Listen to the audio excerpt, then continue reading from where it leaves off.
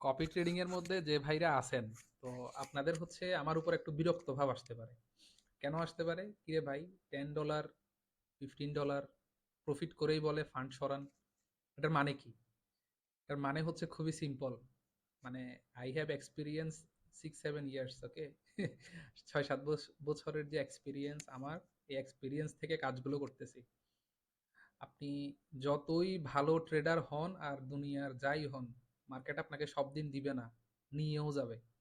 এখন যেদিন নিয়ে যাবে ওই দিনের জন্য যদি প্রস্তুতি আগে থেকে গ্রহণ না করেন, আপনি পারবেন আপনার ব্যালেন্সকে বাড়াইতে পারবেন? It is possible? পসিবলই না। এখন মনে করেন $5, $10, $2, $3 এই যে সরাচ্ছি, আপনাদেরকে যে সরাইতে বলতেছি, প্রফিট গুলাকে আলাদা করতে বলতেছি, এবং আমরা যে ফান্ড দিয়ে শুধু ট্রেড করতেছি ওই ফান্ডটাকেই বারবার ডিপোজিট করতে বলছি, এটা মানে কেমন, এটা যে কত বড় একটা বিষয় এটা আপনারা বুঝতে পারতেছেন না আর কি। হয়তো অনেকে আমার উপর